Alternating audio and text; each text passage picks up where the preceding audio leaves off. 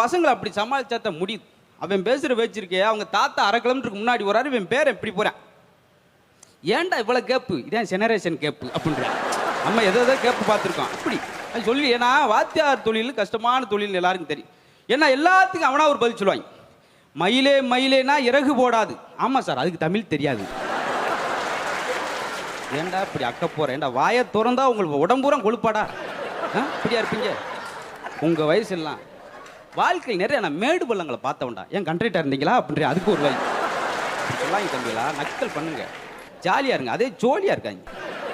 நல்லா சின்ன வயசில் ஒரு கை சாப்பாடு முழுங்குறதுக்கு கஷ்டப்பட்டேன்டா, சாப்பிட்றதுக்கு கஷ்டப்பட்டேன். ஏன் தொண்டையில் புண்ணா, உட்காருண்டா உட்காரு, எவன் ஜனிப்பில் எவனும் முன்னேற மாட்டேங்கிறா, நீங்கள் எல்லாத்துக்கும் மேலே கவுண்ட் கொடுப்பீங்க. அப்புறம் அடுத்த போய் வந்தேன், சார் நாளைக்கு எங்கள் அப்பாவுக்கு திவசம் லீவு வேணும் சார். இங்கே ஒரு ஓம் பேச்சை நம்ப முடியாது, உங்கள் அப்பா கூட்டா அவரை கூட்டு வந்து சொன்னாத்தே நான் அவருக்கு தேவையா திவசம் அவர் எப்படி கூட்டு வரும், இப்படி கூறட்ட வாத்தியார். அப்புறம் கணக்கு வாத்தியார் வந்தார்.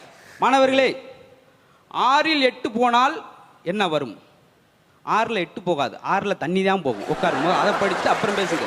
இது கடி விஷயமா இருக்கலாம், ஆனால் அது ஒரு அறிவுமான விஷயம். இன்னைக்கு புதுமையாக யோசிக்கிறது, புளித்து போன சங்கையெல்லாம் ஓரம் கட்டுறது.